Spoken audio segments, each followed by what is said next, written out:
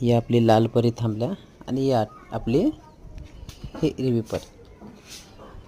बरेच दिवस थांबले होते, 10-12 झाले. याला चालू बी केलं नाही काय नाही. मी म्हटलं चला आज चालू करू. जुनी गाडी आपली कॉलेज म्हणजे एकदा खोलू बघू म्हणलो. स्टार्टर बिटर मारू म्हणलो गाडीचा. बघू चालू करू जुनी गाडी. पुष्पा तीच म्हटलं चालू करून बघू. 15 झाला इकडे जागेवरच आहे. काय स्टार्टर मारून बघू. बघा